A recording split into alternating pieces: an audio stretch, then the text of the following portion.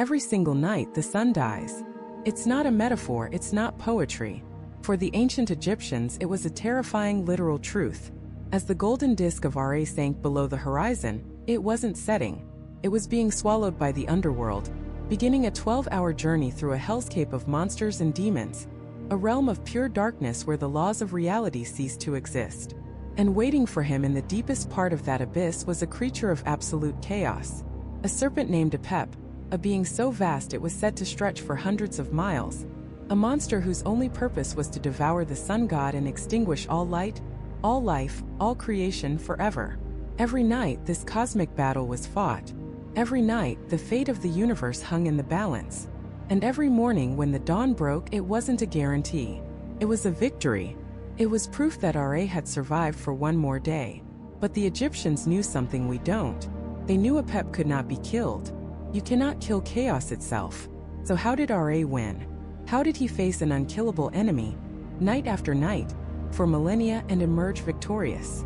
The answer lies in a secret ritual, a transformation that Ra undergoes in the 7th hour of the night, a moment of such profound power and despair that it changes the very nature of the god himself. An understanding that one secret will change everything you think you know about the sun. Before the sun, before the sky, before the earth, there was only darkness. A silent, endless, primordial ocean of nothingness the Egyptians called the Nun. It was chaos, water without form, darkness without end. And yet, within this unthinking abyss, a thought sparked into being. Consciousness, a will to exist. This was Adam, the first, the self-created. With no one to create him, he simply willed himself into life, emerging from the chaotic waters on the first mound of dry land, the Benben stone. He was alone in the infinite darkness, and in that solitude he felt a desperate, cosmic loneliness. He knew he could not be the only thing to exist. So from his own essence he brought forth the first divine pair. In some tellings, through the power of a divine sneeze or cough, he expelled them. In others, through a primal act of self-pleasuring, he created them. But either way, from his mouth came Shu, the god of air, and from his spit came Tefnut, the goddess of moisture. For the first time there was more than one. There was air. There was water. But Shu and Tefnut, curious and childlike, wandered off and became lost in the infinite blackness of the Nun. Adam, now a frantic father, was desperate. He had just created life only to lose it to the void. So he did something extraordinary. He plucked out his own eye and sent it into the darkness to find his children. This sacred eye, the Mandjet, became a being of its own, a fiery agent of his will, blazing a path through the chaos. Eventually it found Shu and Tefnut and brought them back. And as Adam embraced his children, his tears of overwhelming joy fell upon the Benben stone, the first patch of earth. And from those divine tears the first humans sprang into being. Man and woman, mortals born from the joy of a god. With his children returned, and with his powerful eye now acting as his protector, Adam began the great work of creation. He became Ra, the radiant sun, and he separated the sky from the earth, creating the bubble of reality in which we live. He established Ma'at, the fundamental concept of order, truth, justice, and cosmic balance. Everything had its place. The Nile flooded, the crops grew, and humanity flourished under his direct, golden gaze. This was the Golden Age. Ra himself walked the earth in the form of a man, a pharaoh ruling over his creation. His skin was living gold, his bones were pure silver, and his hair was made of lapis lazuli. He taught humanity law, agriculture, and civilization. For thousands of years there was perfect harmony. But Ra was not immune to the passage of time. He grew old. His golden skin sagged, his silver bones ached. He began to drool, and his mind, which had conceived the universe, began to wander. And his children, humanity, noticed. They saw his weakness. They saw his frailty. And they began to whisper. The whispers turned to mockery. The mockery turned to plots. They saw the god who had given them everything as a senile old man, a king who had overstayed his welcome. They began to rebel, defying his laws, breaking the sacred order of Ma'at he had so carefully constructed. The rebellion reached the ears of Ra, and his sorrow turned to a burning divine rage. How could the creatures born from his tears of joy betray him so completely? He who had defeated the eternal chaos of the Nun would not be undone by these fleeting mortals. He summoned the oldest gods, the ones he had first created, to a secret council. He called upon Shu and Tefnut, upon Geb the earth and Nut the sky.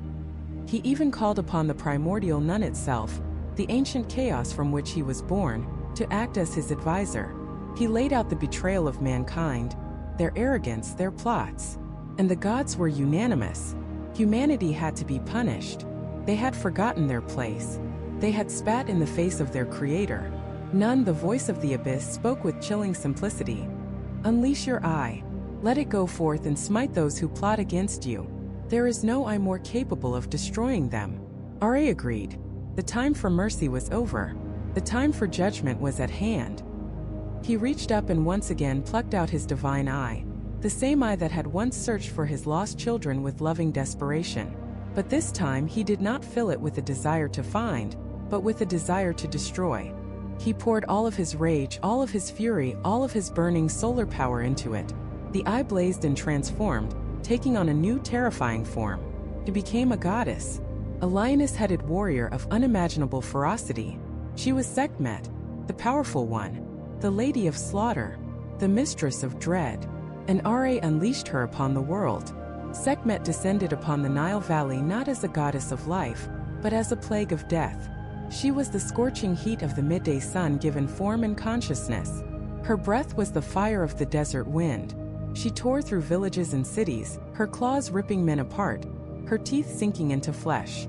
She waded through rivers of blood, laughing with a terrifying joy as she annihilated the armies of the rebellious humans.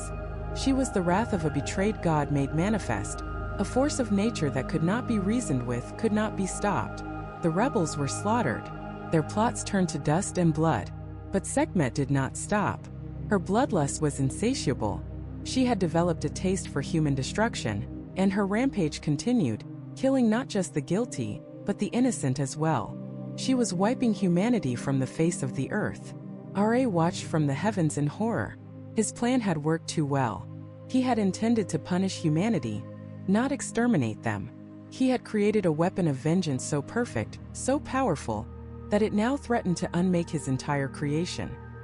He cried out for her to stop, but Sekhmet, drunk on blood and destruction, could no longer hear him. He had unleashed the apocalypse, and now the creator of all things had no idea how to stop it. He had to save the last remnants of humanity from the very monster he had created, before she drowned the entire world in a tide of blood. The screams of the dying were a faint, terrible music that reached him even in his golden palace above the clouds. He watched, frozen as the lion-headed goddess, his own righteous fury given form, carved a path of annihilation through the world he had so carefully crafted. Each life she snuffed out was a light he had personally sparked, and now, he was watching them be extinguished by his own hand, by proxy. This was not justice. This was a plague. Sekhmet, the powerful one, waded through fields that were no longer green with papyrus but slick and crimson with the blood of his children. She was a walking, breathing storm of claws and teeth, and the concept of mercy was as alien to her as the darkness of the void. Ra tried to reach her, to shout across the cosmic distance. He poured his own will, the command of the Creator, into a single thought, a single word meant to break through her frenzy. Enough! But the word was swallowed by the roar of her slaughter. She was deaf to him. The divine connection between them, the leash he thought he held, had been severed by the sheer intensity of her rage. She was no longer his eye, his instrument of vengeance. She was an entity unto herself, a self-perpetuating engine of destruction fueled by the very thing he had sent her to punish, humanity's betrayal. He had wanted to chastise them, to remind them of his power. Instead, he had signed their death warrant and handed the pen to a monster who could not stop writing. Panic, an emotion unbecoming of the Lord of all, began to coil in his divine heart. The sun god, the source of all light and life, felt the cold shadow of ultimate failure creep over him. He could unmake the stars, he could command the Nile to run backwards, but he could not stop this one goddess. Because to destroy her would be to destroy a part of himself, the most potent and dangerous part. In his desperation, he did something he had not done in eons. He called for help. He sent out a summons, a psychic cry that rippled through the fabric of existence, calling the greatest and oldest of the gods to his side. He called upon Shu, the god of the air, who held the sky above the earth.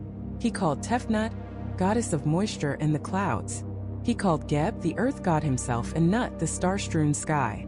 He even called upon the Nun, the primordial watery abyss from which he himself had first emerged, and the ancient gods who dwelled within it. This was not a meeting of kings. It was a council of war against an enemy of their own making. They assembled in his great hall, their divine forms shimmering with anxiety.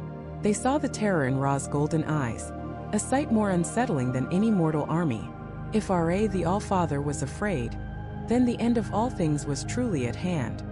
He stood before them, his regal posture slumped with the weight of his catastrophic miscalculation. He explained what had happened. He told them of humanity's plotting, of his wounded pride, and of the creation of the devourer Sekhmet.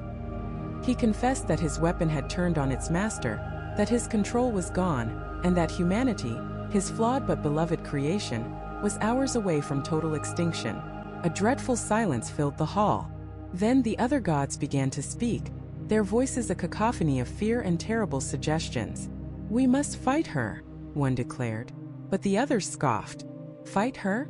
She is the wrath of Ra made manifest. To stand against her is to stand against the sun itself. We would be incinerated."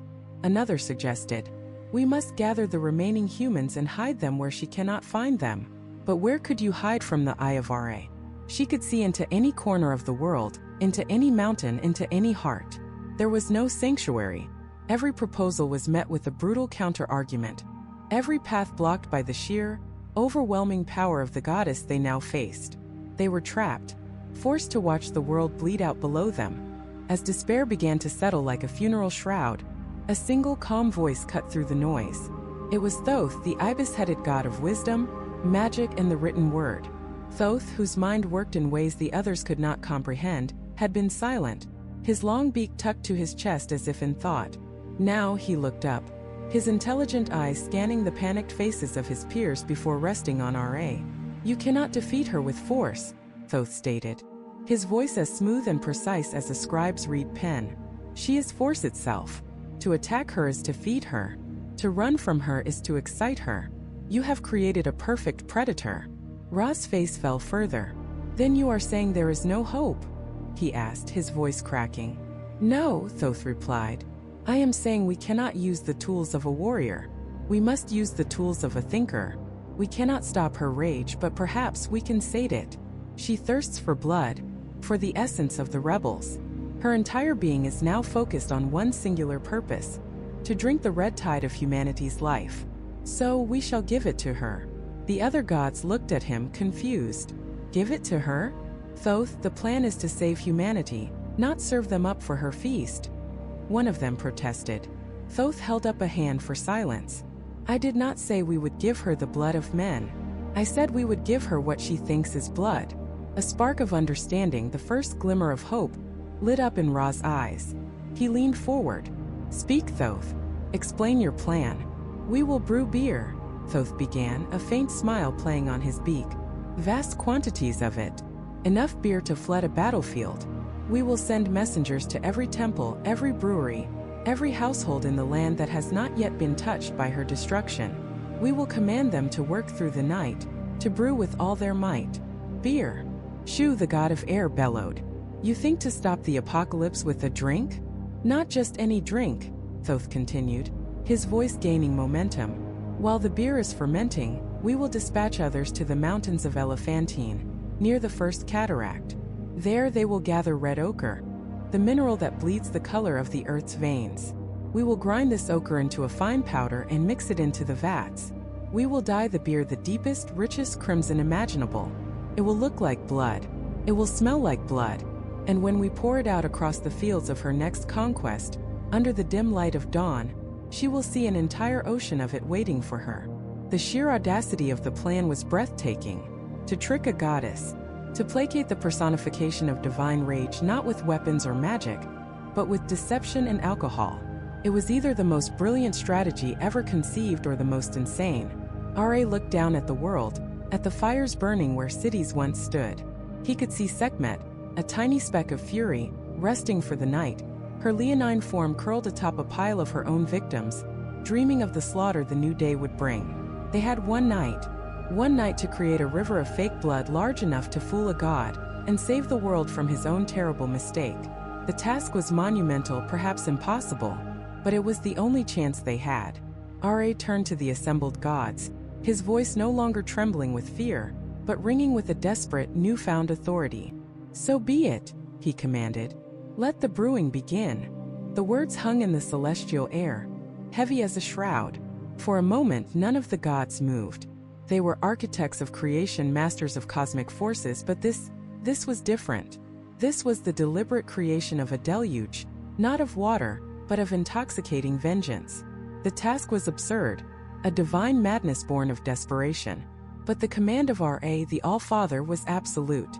Thoth, the ibis-headed god of wisdom and magic, was the first to break the silence. He unfurled a papyrus scroll that seemed to shimmer with stored starlight. On it were glyphs that writhed and pulsed with ancient power, a recipe not for any mortal brew, but for a potion capable of placating a god, or in this case, a species that thought itself divine. The ingredients were as epic as the problem they were meant to solve. First, barley. But not just any barley. It had to be the golden harvest from the most fertile, sacred fields of the Nile Delta. Fields blessed by Osiris himself.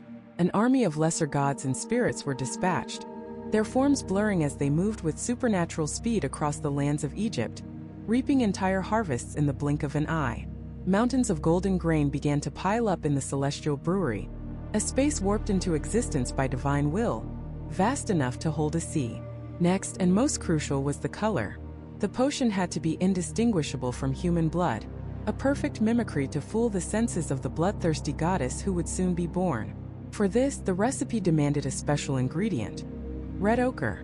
Not the common clay, but the deep blood-red ochre mined from the sacred island of Elephantine, a place where the very stones were said to weep for the wounds of the world. Ra pointed a finger of pure light towards the south, and the ground itself groaned, offering up its veins of crimson earth. The ochre flowed like a river of dry blood, carried by the winds to be mixed into the gargantuan vats. Then came the water, drawn not from the Nile, but from the primordial abyss of Nun itself, the source of all life, its essence humming with untapped creation. The gods worked in a feverish harmony. Hephaestus, the master craftsman, forged vats the size of pyramids. Horus, with his keen sight, oversaw the measurements, ensuring the ratios were perfect. Even Isis, the great magician, lent her power, weaving spells of fermentation that would make the brew mature in hours instead of weeks. It was a divine assembly line, a desperate cosmic effort to manufacture an apocalypse in a bottle. And as they worked, the screams from the world below echoed in their minds. Ra, from his now stationary barge, was forced to watch the horror unfold. He saw the cities he had gifted humanity, beautiful monuments of stone and light, now choked with smoke. He saw his temples desecrated, his statues pulled down and smashed by jeering mobs. He saw the people he had fashioned from his own tears now consumed by a fire of their own making, a blaze of arrogance and rebellion that threatened to burn away the very fabric of Ma'at, of order and truth. Every broken stone, every life lost to the chaos, was a fresh wound in his ancient heart. He had wanted to be their shepherd, their guide, but they had mistaken his love for weakness, his light for a thing to be captured and controlled. His sorrow was immense, but it was now being calcined by a terrible righteous fury. The brewing had to be faster. Hathor stood apart from the others, a figure of terrifying calm amidst the divine storm of activity. She was no longer the joyous goddess of dance and love. That part of her was receding, like a shoreline before a tsunami. She watched the crimson liquid churning in the vats, a mixture that grew darker and more potent with every passing moment. She could feel a change happening within her, a primal stirring in the core of her being. The eye of Ra, the dormant power that resided within her, was beginning to awaken. It was an ancient predatory instinct, a force of pure unadulterated power designed for one purpose: to protect the sun god at all costs. To be his sword, his shield, his wrath incarnate. Her graceful form seemed to tighten, her muscles coiling like a lioness preparing to pounce. Her laughter, once the sound of tinkling bells, was gone, replaced by a profound silence that was more menacing than any threat. The other gods gave her a wide berth. They saw the golden light in her eyes begin to flicker, replaced by the hot, merciless glow of a furnace. She was becoming the weapon, Finally, after what felt like an eternity but was mere hours, it was done. Before them lay not a collection of vats, but a vast shimmering lake of deep red liquid. 7,000 barrels, the text would later say, a number so large it was simply a symbol for countless. It smelled of iron and barley, of magic and rage. It looked so much like blood that even the gods who had brewed it felt a primal revulsion. It was a lake of slaughter, waiting for its tide to be unleashed. Thoth approached Ra, his head bowed. It is ready, All-Father. Ra looked from the crimson lake to Hathor. The moment had come. There was no turning back now. He nodded slowly, a single heavy gesture that sealed the fate of a generation. Hathor walked to the edge of the lake. The red liquid did not reflect her image. Instead, it seemed to absorb the light around her, a void of color. She knelt, her movements fluid and predatory. She scooped the potent brew into her cupped hands and brought it to her lips. The first taste was not of beer, but of power. It was the taste of vengeance, of divine anger given liquid form. It coursed through her veins like fire, stoking the embers of the eye of Ra into a raging inferno. And then the transformation began. It was violent, a tearing of divine flesh and spirit. Her skin, once the color of warm gold, seemed to crackle and burn. Her features twisted, her jaw elongating, her teeth sharpening into fangs. Her soft, radiant eyes narrowed into the predatory slits of a feline hunter, burning with a terrifying blood-red light. Her form grew, her limbs lengthening, her hands curling into claws that could shred granite. A shadow fell over her, not from an external source, but from within, a darkness of pure, focused rage. She was no longer Hathor, the Golden One. That gentle goddess was gone, submerged, perhaps forever, in the crimson tide of wrath she had just consumed. In her place rose something else, something ancient and terrible. A new name forced its way from her throat, a name that meant the Powerful One. Sekhmet. She rose to her full, terrifying height, a lion-headed goddess clad in the color of blood. The air grew cold around her, the light of the heavens seemed to dim in her presence. She was the divine plague, the scorching desert wind, the ferocity of the sun made manifest. She tilted her head back, and from her throat erupted a sound that was not a word, not a cry but a roar. It was a roar that shattered the celestial silence, a sound filled with an insatiable hunger for retribution. It echoed across the heavens and down to the world of mortals, a promise of the carnage that was to come. The reckoning had arrived. From the heavens she descended, not as a gentle rain or a falling star, but as a meteor of pure, unadulterated fury. This was Sekhmet, the Powerful One, the Eye of Ra given form. Her body was that of a woman, lithe and strong, but her head was that of a lioness, crowned with the searing disk of the sun, a stolen piece of her father's own glory. A divine cobra, the uraeus, coiled around the disk, ready to spit fire and venom. Her breath was the hot desert wind, and her eyes burned with the light of 1,000 dying suns. She was vengeance made manifest, a living weapon aimed at the heart of a rebellious world. The first to feel her wrath were the conspirators themselves, the very men who had whispered treason in the shadows. They were in the midst of a feast, celebrating their cleverness, their audacity in mocking the aging sun god. They raised their cups, their laughter echoing in the torchlight, oblivious to the shadow falling over them. Sekhmet didn't announce herself with the challenge. She simply arrived. The doors to the great hall were not thrown open, they were vaporized. The stone walls didn't crumble, they melted. For a moment, there was only a blinding light and a deafening silence. Then the screaming began. She moved through them not as a warrior, but as a force of nature. A plague, a fire, a flood. Her claws, sharper than obsidian, tore through flesh and bronze armor as if they were papyrus. Her roar shattered bones and burst hearts. The conspirators, who had fancied themselves kings and revolutionaries, were reduced to nothing more than prey. Their plots, their ambitions, their pathetic defiance, it all turned to ash in the furnace of her rage. She waded through the carnage, her linen dress, once white as the lotus, slowly turning a deep, horrifying crimson. She was not merely killing them. She was erasing them from existence, scouring their insolence from the face of the earth. But the fire, once lit, refused to be contained. Her mandate was to punish the guilty, but her rage knew no such distinction. After the plotters were annihilated, her burning gaze fell upon the villages and towns beyond. She saw not innocence but complicity. She heard not prayers for mercy, but the echoes of mockery. In her mind, all of humanity was tainted by the same disease of rebellion, and so the slaughter spread. She stalked the banks of the Nile, the lifeblood of Egypt, and turned its waters red.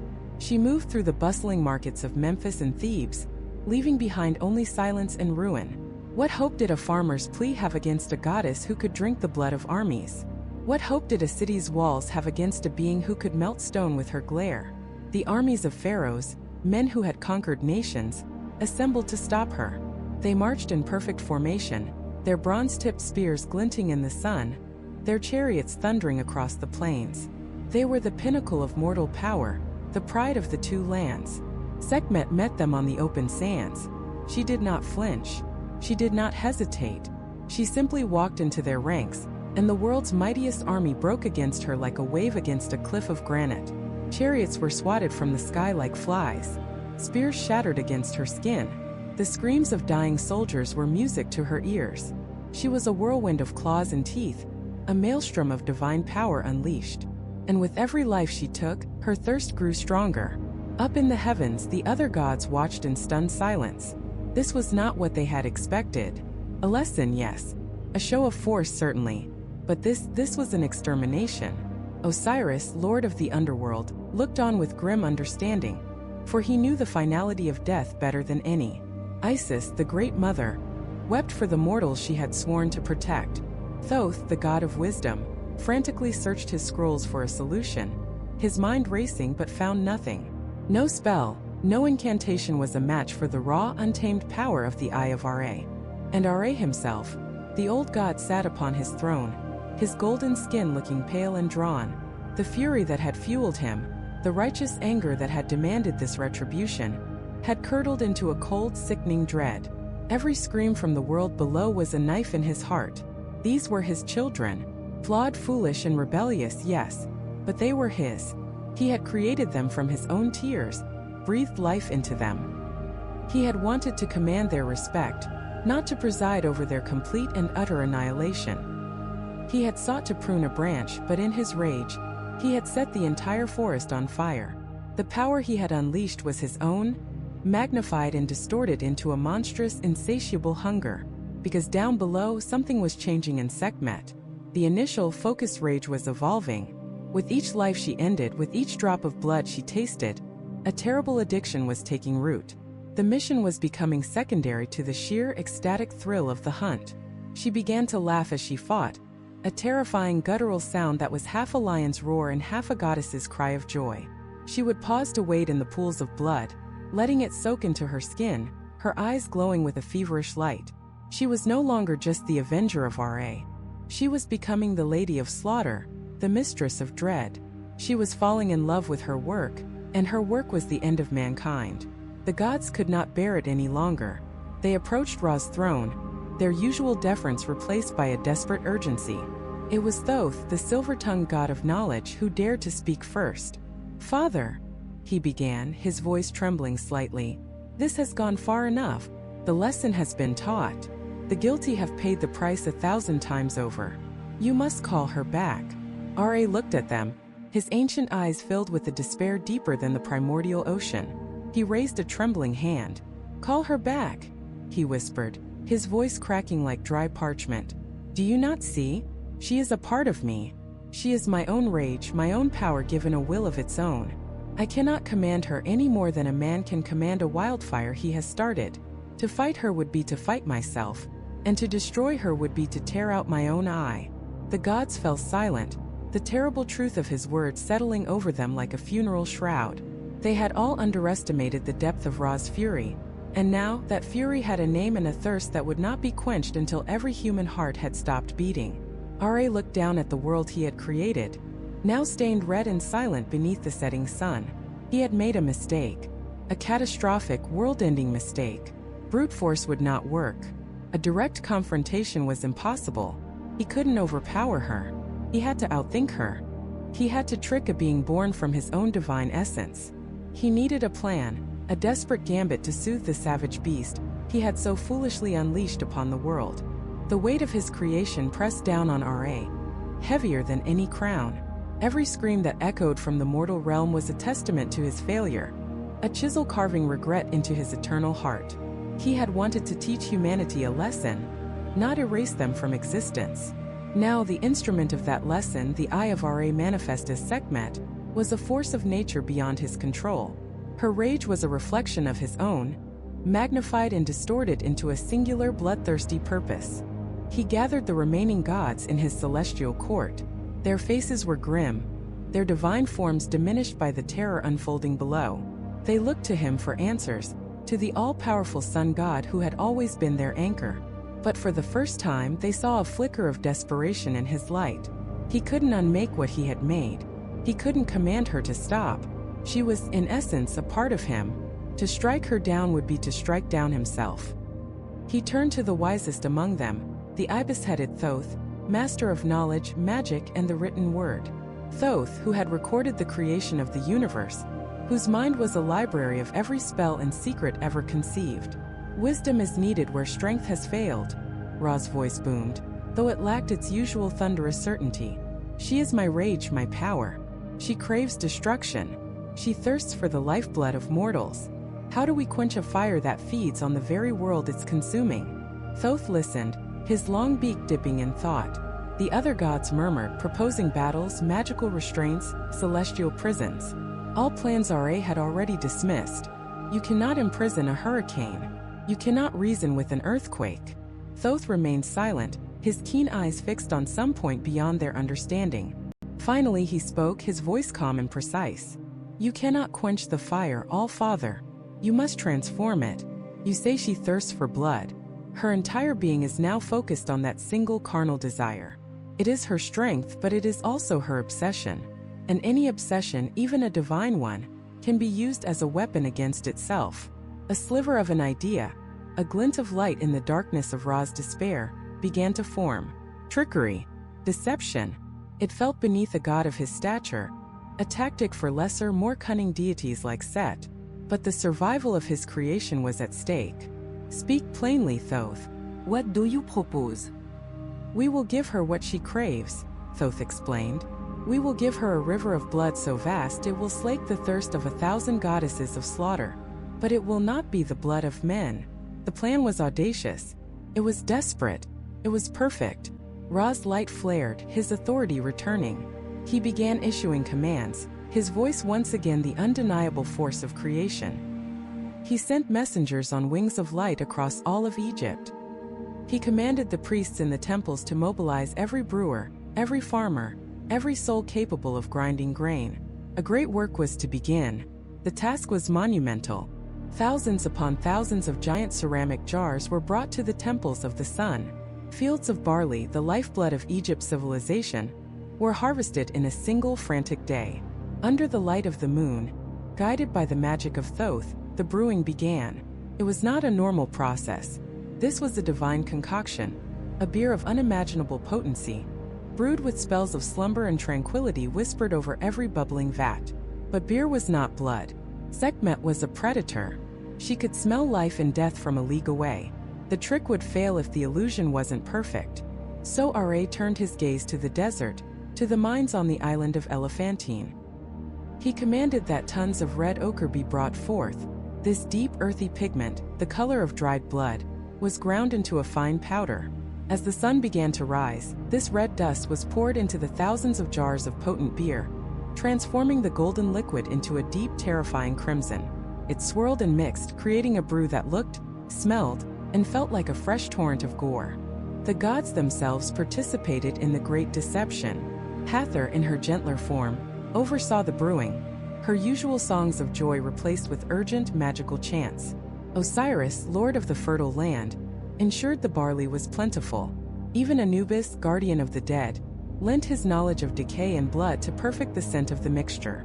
The chosen location for this divine trap was the plains of Dendra, a region already ravaged by Sekhmet's fury.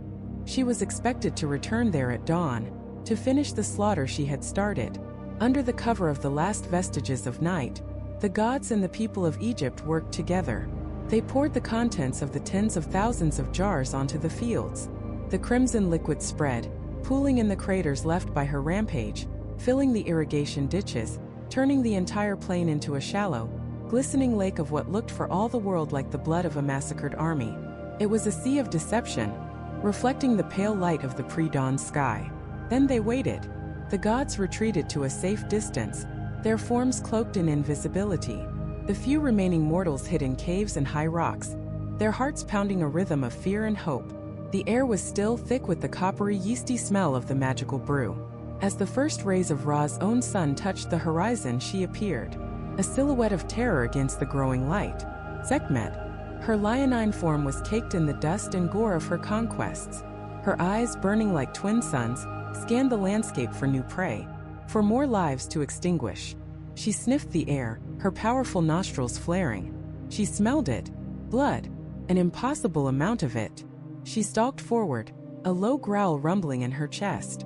Her rage had been a fire, but her thirst was now a physical, aching need. She reached the edge of the crimson lake. She saw her own reflection in its surface, a monstrous, blood-drenched goddess of vengeance. For a moment she seemed confused. This was too easy. The slaughter was already done, but the scent was overwhelming, a siren song to her predatory soul. She lowered her massive head and lapped at the liquid. The taste was strange. It was coppery and rich like blood, yet it held an underlying sweetness, a warmth that had nothing to do with life. She paused, her great head cocked. But the thirst, the all-consuming thirst, drove her on. She drank again, this time more deeply, gulping down the potent brew. She drank and she drank. The gods watched, breathless. She waded deeper into the lake, lowering herself into the crimson tide, drinking with a frantic desperation, as if to drain the entire world of its life. The potent magic, brewed with the power of Thoth and the blessing of Ra, began to work its way through her divine form. The fire in her eyes began to soften.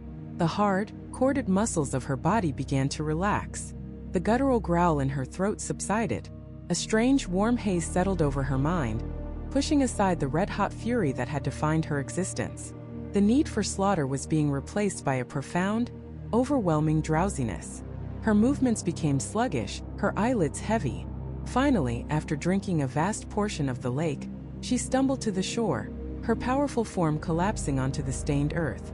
The fearsome Sekhmet, the eye of Ra, the scourge of humanity, fell into a deep drunken sleep. Ra stepped forth from his hiding place, his light bathing the sleeping form of his daughter. The rage was gone, washed away by a river of his own cleverness.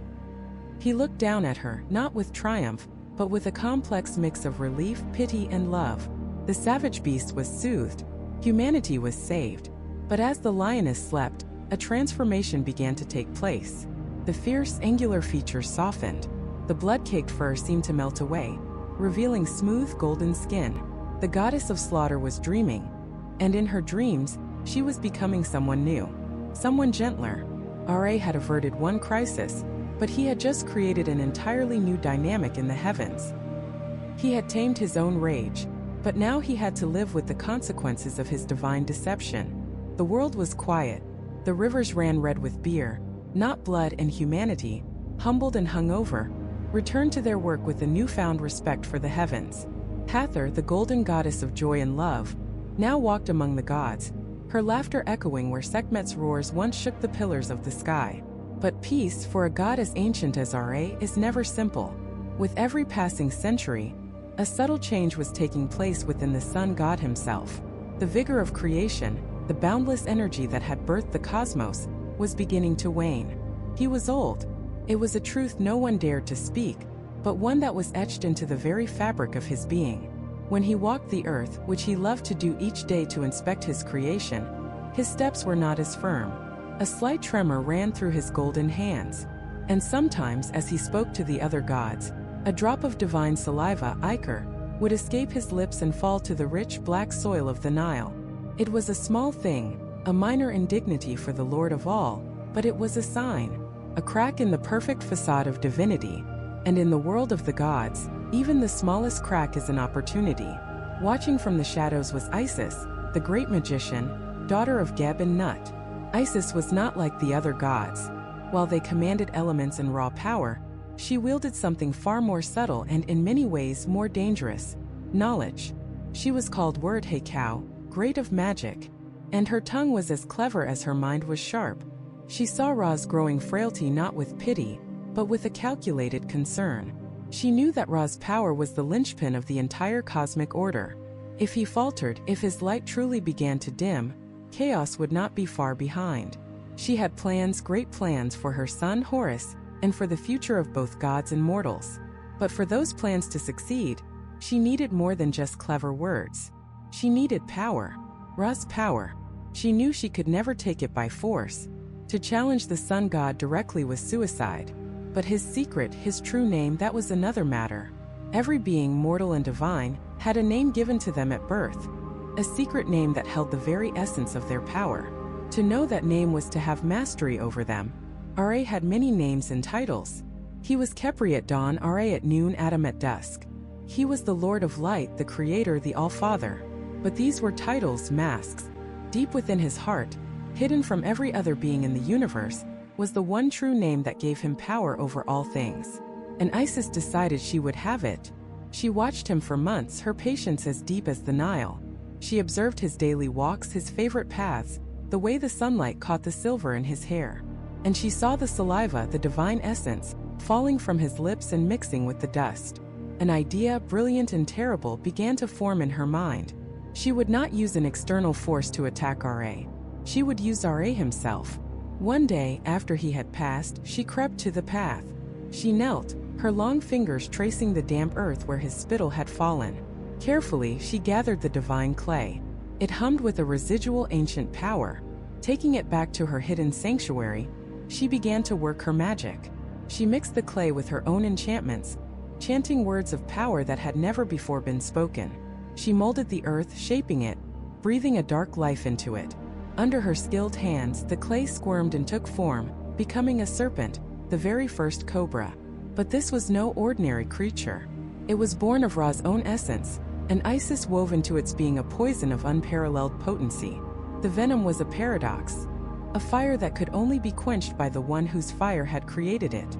The next day, she took the sleeping serpent and placed it on the path where Ra always walked, coiled and hidden in the dust.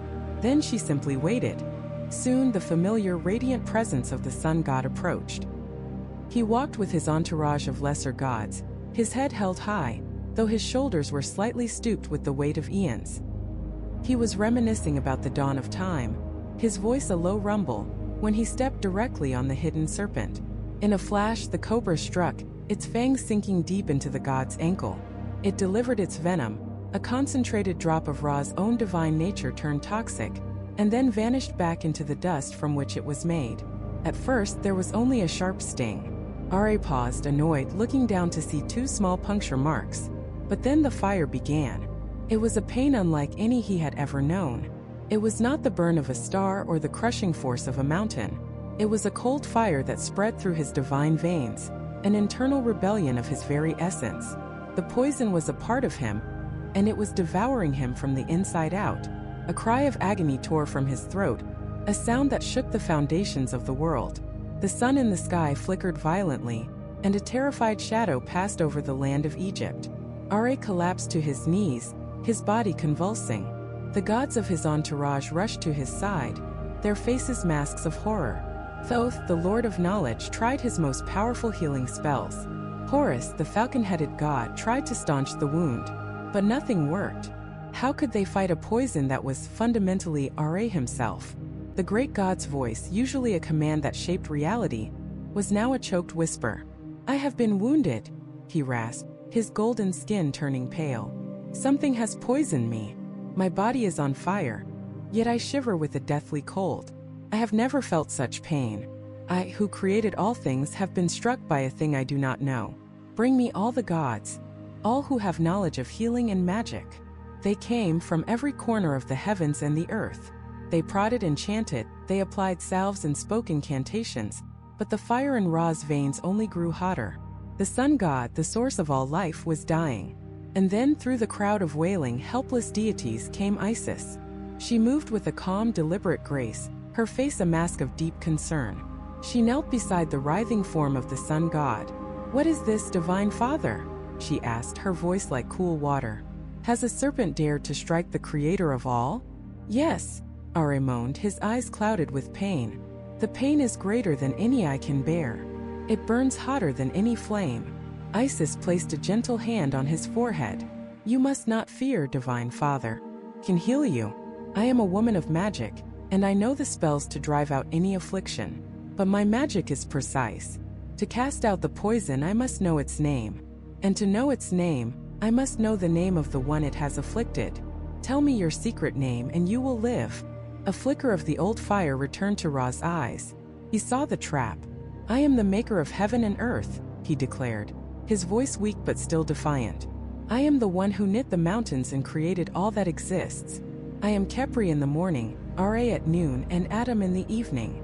Isis simply shook her head, her expression one of patient sympathy. Those are your titles, Great One, but they are not your name. The poison will not be fooled by titles. It is bound to your true essence. Tell me the name your father and mother gave you. The name that has been hidden in your body since your birth so that no magician could ever have power over you. If you tell me that name, the poison will be destroyed. The pain surged, a fresh wave of agony that made the very air around them shimmer with heat. Ra cried out again, his body arching in torment. He was trapped. The world was growing dim. His light was failing. He could feel creation itself beginning to fray at the edges. He was faced with an impossible choice: to hold on to the secret that made him supreme and watch everything he had built crumble into eternal night, or to surrender the very core of his being to save it. The universe held its breath. The wind stopped. The Nile ceased to flow. Finally, through gritted teeth, Ra spoke. Come closer, Isis, he whispered, his voice barely audible. I will tell you, but you must swear that you will reveal it to no one, save for the son you will one day bear, Horus. Isis leaned in, her ear close to his lips. And Ra, the Lord of all, in a voice that was the rustle of dying leaves, spoke the name. He did not say it aloud for the world to hear. He transferred it directly, a concept of pure power passing from his heart into hers. In that instant, Isis became the most powerful being in the universe, save for Ra himself. The knowledge blazed within her. She stood up, her eyes glowing, and spoke the incantation. Depart, poison. Come out of Ra. I am Isis, the great of magic, and I am the one who commands you. The fire in Ra's veins subsided. The pain receded like a falling tide. Color returned to his face, and the sun in the sky blazed forth with its full, life-giving power once more. He was healed. He was whole. But he was not the same. He stood up, looking at Isis not with gratitude, but with the weary eyes of a king who has just been forced to cede half his kingdom. He was still Ra, the sun god, but his ultimate authority, his final secret, was no longer his alone. A new power had risen in the cosmos, a power of knowledge and magic, held by a goddess whose ambition was as vast as the sky itself. The old order was broken, and the age of Ra's undisputed reign was truly finally coming to an end. The goddess who would challenge the sun was Isis, the Great Mother, the mistress of magic. She was not a brute force like Apep, nor a distant cosmic principle. She was cunning, patient, and deeply connected to the world of mortals and gods alike. She had watched Ra for centuries, had seen his strength and his wisdom, but now she saw something else. She saw the tremor in his hands, the way his golden head would sometimes nod with fatigue.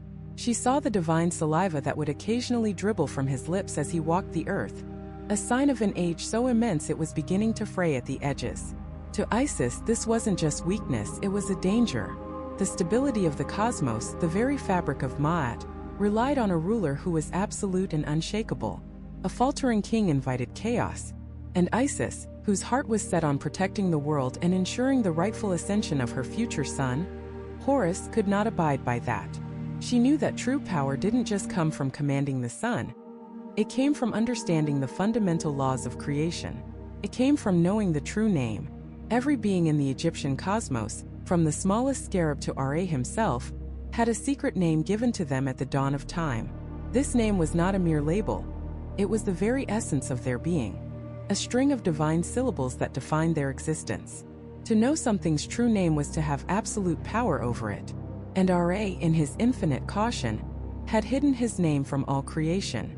It was the source of his authority, the ultimate failsafe that ensured no god or demon could ever truly usurp him. But Isis believed that for the good of the universe, that power needed to change hands. Her plan was one of breathtaking audacity. a gambit that would either grant her ultimate power or see her annihilated. She began to follow the aging sun god on his daily walks across the land. She was a shadow, patient and unseen. She waited for the moment when his head would droop with the weariness of eons, and a drop of his divine spittle would fall from his lips onto the rich, dark earth of the Nile. Carefully, she collected the saliva-soaked clay. This was no ordinary substance. It was a piece of the divine, imbued with the raw creative power of the sun god himself. Taking the clay, Isis returned to her sanctum. Here, she was not just a goddess. She was a master of Heka, the primordial force of magic that underpinned the universe. She knelt, and with her nimble fingers she began to mold the clay. She didn't shape it into a man or a beast of burden. She channeled all her knowledge, all her ambition, all her fierce protective instinct into her work. She whispered words of power, ancient incantations that could bind and shape reality. And from the earth, mixed with the very essence of Ra, she created a new creature, the first of its kind. A serpent, a cobra sleek and deadly, with a hood that flared like a dark mirror of the sun's own disk. This was no mere animal. It was a living weapon, forged from the sun god's own power, and it carried a venom unlike any other. It was not a poison of the body, but a poison of the soul, a liquid fire that burned with the heat of a dying star. Isis placed the serpent on the path where Ra walked every day, the path he had trod for millennia. His steps so certain he no longer paid them any mind. She concealed it in the dust and she waited. As the sun reached its zenith, Ra journeyed along his familiar path, the other gods trailing in his wake, paying him homage. He was lost in thought, his mind wandering across the ages, when a sudden searing pain shot through his leg. He cried out, a sound that shook the heavens. The gods rushed to his side. There in the dust was the serpent, its work done, slithering away into the shadows. But the damage was done. Ra the unconquerable, the Lord of Light, collapsed. The venom surged through his divine veins. It was a fire that water could not quench, a pain that no spell of healing could soothe. The mighty sun god, who had faced down the serpent of chaos for eternity, was laid low by a small creature born of his own substance. His body alternated between burning fevers that could scorch the mountains and icy chills that could freeze the seas.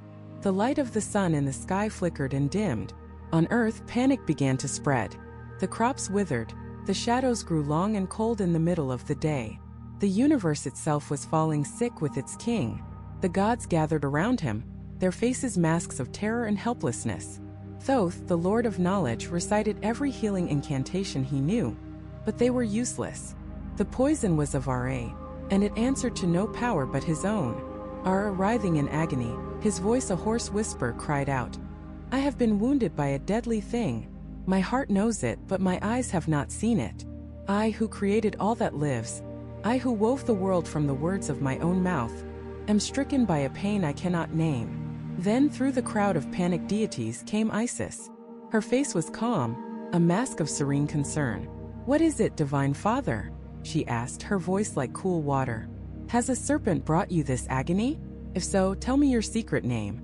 For a person can only be healed if the one who speaks the incantation knows their true name. Ra looked at her, his fiery eyes clouded with pain. He knew. In that moment he understood the depth of her cunning. He saw the trap that had been so perfectly laid. But the pain was all-consuming, a fire eating him from the inside out. He tried to resist.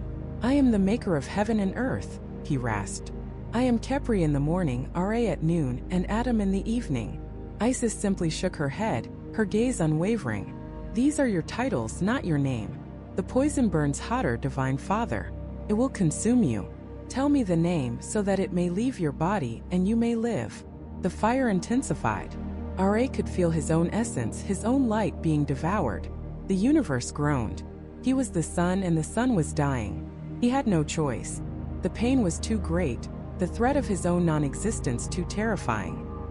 He motioned for the other gods to stand back, leaving him alone with the one who had brought him to his knees. In a voice that was barely a whisper, a sound that caused the very air to tremble, he said, I will consent. Let the name pass from my heart into yours. This was no simple telling. It was a transfer of cosmic power, a ritual of immense and terrifying significance. Ra had to draw the name out from the deepest core of his being, the secret center of his soul, and let it flow into Isis. He felt it leave him, a hollowing out, a dimming of his own eternal fire, and Isis felt it enter her. A surge of power so immense it was like holding the entire sun in her heart. The knowledge of creation, the word that could command reality itself, was now hers. The moment the transfer was complete, she spoke the incantation. By the name that I now know, let the poison of Ra depart from Ra. Instantly, the fire in his veins was extinguished. The pain vanished. The light of the sun in the sky blazed forth once more, stronger than ever. But as Ra stood up, he was changed. The tremor was still in his hands, but now there was something else in his eyes. The deep, weary knowledge of defeat. He was still the sun god, he still sailed the sky. But he was no longer the sole, absolute master of the cosmos. A portion of his power, the most essential and fundamental part, now belonged to another. Isis, the great magician, now held the reins of creation. She had played the most dangerous game in the universe and had won the ultimate prize. The balance of power had shifted forever, and a new era, an age of magic and cunning, was about to dawn. But this new dawn was not yet guaranteed. For Ra, the day was over. His moment of ultimate vulnerability, of being outmaneuvered by his own descendant, had come at the worst possible time. As his golden Mandjet barque, the vessel of the day, dipped below the western horizon, he was not the same god who had risen that morning. He was diminished. He was humbled. And he was about to enter the most perilous domain in all of creation. The Duat, the Egyptian underworld. This was not the underworld of eternal fire and damnation you might imagine. The Duat was a complex, terrifying, and necessary landscape of transformation. It was a realm of trials, of judgment, and of regeneration. Every night, as the world of mortals slept, Ra had to navigate its treacherous paths to be reborn at dawn. If he failed, the sun would not rise. Creation would grind to a halt, and the eternal slithering chaos that gnawed at the edges of reality would finally consume everything. Before, this journey was the solemn duty of an all-powerful king. Now it was the desperate struggle of a wounded monarch. His vessel changed. The glorious barque of millions of years was replaced by its nighttime counterpart, the majestically.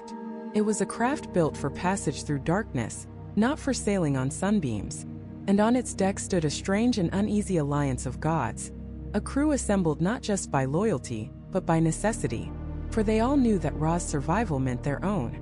Thoth, the ibis-headed god of wisdom, stood near the helm, his knowledge of secret paths and ancient incantations their only map. Horus, the falcon-headed son of Isis, stood ready, his eyes piercing the gloom, ever the vigilant protector. And Isis herself was there, her power now undeniable, her magic a shimmering shield around the vessel. She had taken Ra's power, yes, but she had also inherited its greatest burden, the responsibility to protect it. But at the very prow of the boat, standing as the first line of defense against the horrors of the Duat, was the most unlikely champion of all. Seth, the god of chaos, storms, and the wild desert. The murderer of his own brother Osiris. The eternal rival to Horus. Why was he here? Why trust the embodiment of violent disorder to protect divine order? Because the ancient Egyptians understood a profound truth. Sometimes you have to fight fire with fire. To face the ultimate chaos, you needed a being who understood chaos intimately. Seth's uncontrollable rage, his terrifying strength, his savage nature, all the things that made him a menace in the ordered world of the living, made him the perfect weapon in the lawless depths of the underworld. As the majestically barque entered the first of the 12 hours of the night, the world transformed. The river they sailed was no longer the familiar Nile, but a dark, sluggish current that flowed through caverns of lapis lazuli and fields of silent, shadowy reeds. Here, the souls of the recently deceased awaited their judgment, their ghostly forms lining the banks, their whispers like the rustling of dry leaves.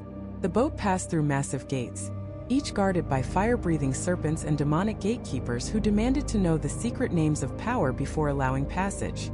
With Thoth providing the words and Isis reinforcing them with her magic, they moved deeper into the abyss.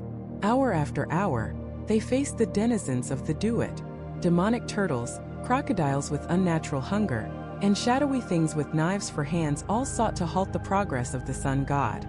But the true enemy, the one they all dreaded, was yet to come. The crew could feel its approach. The dark waters of the river grew unnaturally still. The whispers of the dead fell silent. A cold that had nothing to do with temperature seeped into the very essence of the gods. A cold that was the absolute absence of life, of warmth, of hope. They had reached the deepest, darkest part of the journey, the 7th hour of the night, and it was here in the abyssal depths that their true adversary awoke. From the blackest waters, a monstrous form began to uncoil. It was a serpent of impossible size, a creature not born of creation, but a remnant of the uncreation that existed before it. Its scales were the color of a starless void, and its eyes burned with a malevolent, hypnotic light. This was Apep, the serpent of chaos, the eater of souls, the eternal enemy of light and order. Apep's goal was simple and absolute: to swallow the majestically Barque whole, to devour Ra and the sun he carried within him, and to plunge the cosmos back into the infinite, mindless darkness from which it had been born. He was not a god to be reasoned with or a demon to be bargained with. He was cosmic entropy given form, the universe's own self-destruct mechanism. Apep didn't just attack. He unmade.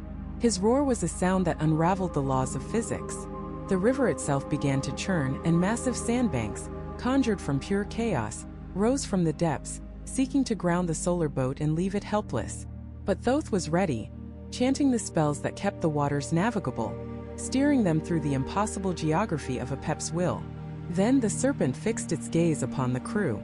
It was a gaze of pure nihilism, a psychic assault that promised oblivion. It whispered directly into their minds, showing them the futility of their struggle, the inevitability of darkness. The lesser gods on the boat recoiled, their forms flickering as their divine energy was drained by the sheer force of Apep's chaotic presence. Even Horus had to shield his eyes. But Isis and her sister Nephthys stepped forward, their hands woven together. The magic Isis had wrested from Ra now flowed from her, not as a weapon of cunning, but as a shield of pure order. They cast a net of light and incantations, a web of creation's laws that momentarily ensnared Apep, breaking his hypnotic stare and giving the crew a precious moment to rally. And in that moment Seth roared. It was a sound of pure, untamed fury, the cry of the desert storm. He was immune to Apep's despair. How can you threaten a god with chaos when chaos is his very nature? He braced his feet on the prow, his muscles coiling like immense ropes. In his hands he held a celestial spear, crackling with violent energy. With a scream that shook the foundations of the underworld, he lunged forward, driving the spear down into the colossal head of the serpent.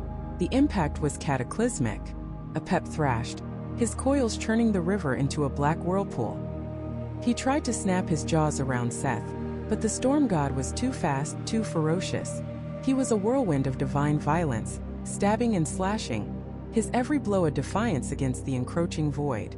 This was his purpose, his one glorious heroic duty. For this one night, in this one battle, the outcast was the savior. Ra, seated on his throne in the cabin of the boat, was a beacon. Even in his weakened state, his light was the antithesis of Apep. He focused all his remaining power not as a weapon but as a statement of being. His radiance burned, pushing back the absolute darkness that Apep embodied. It was the faint, fragile light of a single candle in an infinite abyss, but it was enough. It was a declaration that existence would not yield to nothingness. The combined assault was too much. The magic of Isis, the wisdom of Thoth, the fury of Seth, and the fundamental light of Ra wounded and bellowing in frustration. Apep could not hold his form. The great serpent dissolved, not dying but retreating, melting back into the primordial darkness from which he came. He was not defeated, merely repelled. He would be back. He would always be back. Silence returned to the river of night, but it was a changed silence. It was the silence of survival, of a battle won at great cost.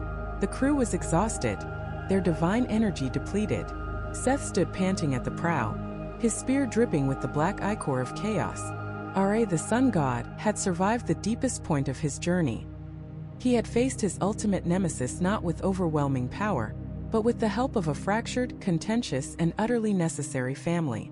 He was weaker, but he was not alone. The balance of power had shifted above, in the world of light, and now it had been tested below, in the heart of darkness.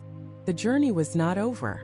The most difficult gates were still ahead, and dawn was still a desperate hope on a far horizon. The serpent's corpse was now just another shadow in a realm made of them, its uncreation a temporary victory in an eternal war.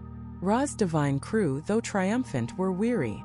The battle had cost them precious energy they would desperately need, for the Duat was not a single enemy, but a gauntlet of endless attrition. They now entered the 10th hour, a region of the underworld that was, in many ways, more terrifying than any serpent's maw. This was the domain of judgment and consequence. The air grew thick not with the stench of decay, but with the chilling sound of weeping. Here, in fiery pits and dark lakes, the enemies of Ra, the souls who had lived their lives in the service of chaos, faced their eternal punishment. These were not monsters or demons. They were the souls of men and women who had rejected Ma'at, who had lied, stolen, and murdered. Now they were held captive by avenging deities with knives of flint and nets of fire. As the majestically barque floated past, these tormented spirits would cry out to Ra, begging for mercy, for a drop of water, for a moment's peace. But Ra could offer none. His journey was for the righteous, for the continuation of the world, not the salvation of the damned. His light, which brought life to the world above, served only to illuminate their suffering here, to make their punishment absolute. He was a silent, passing witness to the grim machinery of cosmic justice. To look upon them was to understand the stakes. This was the fate that awaited the entire world if he should fail, an eternity of shrieking darkness. The 10th gate loomed, guarded by a being whose very gaze could turn a lesser god to stone. He who protects his front, a grim-faced deity, stood with his arms crossed, blocking the path. He did not challenge them with force, but with a question of purpose. Thoth, the voice of reason and magic, stepped forward, speaking the secret names and incantations required. He declared Ra's authority, not as a conqueror, but as the sustainer of the universal order that even this grim place was a part of. The gatekeeper conceded, not out of fear, but out of recognition of a higher law. The massive stone door swung inward, and the barque passed from the realm of punishment into something far older, and far more unnerving. They had reached the 11th hour, the deepest point of the night. Here the darkness was absolute, a physical presence that seemed to absorb all light and sound. The fires of the underworld were gone. The wailing of the damned was silenced. All that remained was a profound primordial emptiness. This was the hour when Ra's own divinity was at its weakest. He was no longer the blazing sovereign of the noonday sky, nor the grim judge of the damned. He was now Adam, the old man, the finisher, his body frail and his spirit flickering like a dying ember. He slumped on his throne, his golden skin pale, his eyes barely open. The weight of an entire day's cycle, of creation and existence, pressed down upon him. Isis and Nephthys, the two divine sisters, moved to his side, their magic a fragile shield against the encroaching void. They chanted ancient words of protection, their voices a mere whisper in the crushing silence, weaving a cocoon of life around the fading god. Seth, his spear still dripping with the venom of Apep, stood at the prow, his red eyes scanning the blackness. The victory had not made him complacent, it had made him paranoid. He knew that in a place like this, the greatest threats were the ones you could not see. The barque drifted into a vast cavern known as the Place of Annihilation, where the very laws of reality seemed to unravel. Here, the enemies of Osiris were dismembered and destroyed, not just punished, but utterly erased from existence. Horrific beings, the executioners of the gods, presided over this final end. They were beings of pure destruction, and they turned their empty eyes toward the majestically barque. They recognized the flicker of life, the spark of order, as an intrusion into their domain of nothingness. They began to drift toward the boat, silent, formless shapes of oblivion. It was not a battle that could be won with a spear. This was a battle for existence itself. Thoth raised his staff, and a shimmering wall of hieroglyphs erupted around the barque, a bastion of meaning against the meaningless void. The symbols glowed with the power of creation, of names and stories, the fundamental principles that held the universe together. The shapes of oblivion recoiled, unable to cross a barrier built from the very concept of being. For a terrifying moment the wall flickered, the darkness pressing in, threatening to extinguish the sacred words. But the combined will of the gods held it firm, a tiny island of reality in an ocean of non-existence. They passed through, leaving the realm of annihilation behind, and entered the final stage of the 11th hour. Before them lay the 11th gate, known as the Mysterious. It was guarded by a mummified god with two heads, one looking forward, one looking back, symbolizing the transition from death to the precipice of rebirth. His name was the one who knows the portals, and he held the key to the dawn. To pass, Ra had to prove he was ready to be reborn. He had to shed the last vestiges of his old dying form. With the help of Isis and Nephthys, Ra, the ancient Adam, was ritually purified. The gods on the Barque washed his weary limbs in sacred water, chanting the spells of rejuvenation. This was more than a simple cleansing. It was a magical unmaking. They were preparing the divine vessel for the return of the Khepri, the morning sun. But the process left him utterly vulnerable, stripped of his power, a mere effigy of divinity waiting for a soul. He was a promise, not a power. The fate of the universe now rested on the hope that this fragile, empty vessel could endure the final passage. The 11th gate opened, and the Barque passed through into the 12th and final hour of the night. This was the end of the line, the absolute easternmost edge of the underworld. The darkness here was different. It was not the empty void of the hour before, but a heavy, expectant darkness, like the moment before a lightning strike. The air hummed with unimaginable power. In the distance they could see it. A colossal structure that defied description, a gate that was not made of stone or metal, but of the very fabric of the border between night and day. This was the final gate, the threshold of the world.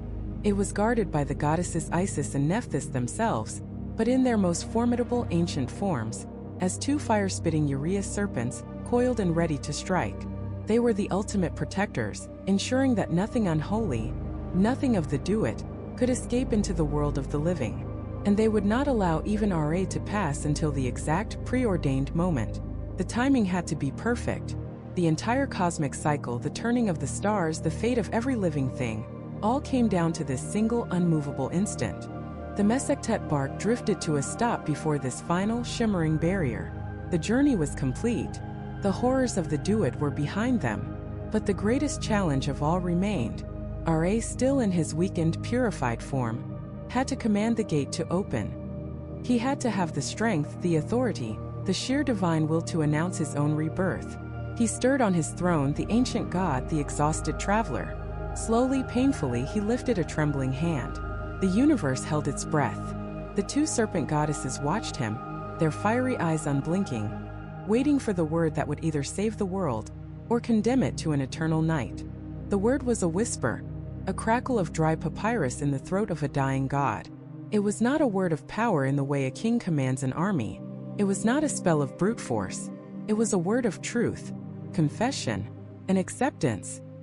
He looked at the two goddesses, the guardians of the final threshold, and in his ancient, weary eyes, they saw not a ruler demanding passage, but a soul acknowledging the fundamental law of the universe. He spoke the name that was not a name but a concept. He spoke the secret that was hidden in plain sight, written on the face of every sunrise and every tomb. He spoke the name of the cycle itself. I am yesterday, today, and tomorrow. It was an admission of his own mortality, an acceptance that to be the Lord of light, he must also be the Lord of its absence. To be the source of all life, he must intimately know death. In that single phrase, he surrendered his divine ego to the cosmic order he himself had created. He wasn't just a god passing through the underworld. He was the underworld. He was the sun and the shadow it cast. He was the life and the death that gave it meaning. Isis and Nephthys lowered their heads. The final gate, the 12th gate, did not swing open. It dissolved. It melted away like mist in the morning heat, for there was no longer a barrier between the dead and the living, between the end and the beginning. The two realms were one, unified by the God who had finally understood he was the bridge between them. The path was clear, but the old God did not move. His crew, the resurrected gods and blessed dead, looked upon him with concern. He had done it. He had defeated Apep, navigated the terrors of the Duat, and spoken the final truth. But the journey had taken everything. He was a husk, a flickering ember about to be extinguished. The Mesectet, the barge of night, drifted to a silent stop at the precipice of the dawn. This was the end of the line. And then a light began to glow. Not from the horizon but from within Ra himself. It started in his chest, a soft golden warmth. The wrinkles on his skin began to smooth. The stoop in his back began to straighten. The light intensified, growing brighter and brighter, until it was impossible to look at. The old, frail form of Adam, the evening sun, was consumed by a blinding holy fire. It was not a fire of destruction, but of purification. A cosmic forge burning away the dross of the previous day, the weariness of the long night, the scars of his battle with chaos. From the heart of that inferno, something new emerged. First, two powerful legs, then a strong torso, and finally, the head of a scarab beetle, shimmering with iridescent life. This was not Ra, the old man. This was Khepri, the god of the new day, the embodiment of becoming, the sacred beetle who pushes the sun across the sky just as his earthly counterpart pushes its ball of dung, a symbol of spontaneous creation from which new life emerges. He was young. He was powerful. He was reborn. The sun was not just returning. It was made new every single day. Khepri, the newborn Ra, stepped off the night barge. Its purpose was fulfilled. Before him waited another vessel, the glorious Mandjet, the barge of millions of years. As he stepped aboard, the crew of gods who had fought alongside him through the night were also renewed, their forms radiant and powerful. The souls of the righteous dead who had been protected on the journey bowed to him, their forms now pure light, ready to take their place as stars in the sky. The Mandjet began its ascent. The journey up was the perfect inversion of the journey down. There were no lakes of fire, no gates of despair. Instead, they rose through layers of pure blue, greeted by choirs of divine beings. They passed through fields of heavenly reeds, where the blessed lived in eternal paradise, who paused their celestial farming to cheer for the rising sun. The horrors of the underworld were washed away by a tide of pure joy and adoration. On earth, in the land of Egypt, a change was happening. A faint gray line appeared on the eastern horizon, pushing back the deep velvet black of the night. In the temples, the priests who had kept vigil, chanting hymns to aid their god's perilous journey, felt a shift in the air. A cool breeze, the first breath of the morning, rustled the palms along the Nile. Animals began to stir. In the cities and villages, people sleeping in their mud brick homes began to dream of light. Khepri stood at the prow of the Mandjet, his power growing with every moment. He was no longer just the scarab. As he rose higher, his form shifted again. The beetle head receded, replaced by the majestic head of a falcon, crowned with the sun disk. He was now Ara Horikti, Ara Horus of the two horizons, the god in his full midday glory. He raised his arms, and with a final divine push, he crested the edge of the world. Light, pure golden, life-giving light flooded the Nile Valley. It struck the peaks of the Great Pyramids, turning their capstones to points of fire. It poured over the fields, promising another day of growth. It streamed through the windows of the simplest homes, waking the farmer and the fisherman. It banished the shadows where predators and fears lurked. The people of Egypt opened their eyes, and they saw the sunrise. But they didn't just see a celestial body. They saw a victory. They saw the proof that Ma'at, the divine order, had once again triumphed over Isfet, the unholy chaos. Their god had faced oblivion and won for them. Every single sunrise was a miracle, promise kept. And this is the most staggering part of the entire story. This epic journey, this battle against a world-devouring serpent, this confrontation with demons and death, this painful transformation and glorious rebirth, was not a singular event. It was not a myth from a time long past. To the ancient Egyptians, it happened every single night. Every time the sun set, Ra grew old and began his descent into the underworld. Every night, the world was plunged into the chaos of the Duat, and he had to fight his way through it all over again. Every night he had to face Apep. Every night he had to die. And every morning he had to be reborn. The entire stability of the cosmos, the very existence of reality, rested on this one god's ability to complete this brutal, terrifying, and exhausting cycle, day after day for eternity. It is a story of unimaginable endurance. It's a testament to the belief that order is not a static state of being, but an active, daily struggle against the forces that seek to unravel it. The universe, they believed, is not guaranteed. It has to be earned again and again and again in the dark. This ancient story is more than just a myth about the sun. It's a profound metaphor for our own lives. We all have our underworlds to travel through. We all have our own version of Apep, that inner voice of chaos, despair, and self-destruction that threatens to swallow us whole. We all experience nights of the soul where we feel old, weak, and defeated, where we believe the dawn will never come. But the story of Ra offers a powerful promise. It tells us that the journey through the darkness is not the end. It is a necessary part of the cycle. It is in confronting our deepest fears, in navigating our personal underworld, that we find the strength to be reborn. It teaches us that renewal is not just possible, but inevitable, if we have the courage to complete the journey. So the next time you see the sunrise, take a moment. Don't just see it as the start of another day. See it for what it is, a cosmic victory, a symbol of resilience, a daily reminder that no matter how dark the night, no matter how terrifying the journey, the light will always return, reborn, renewed, and victorious.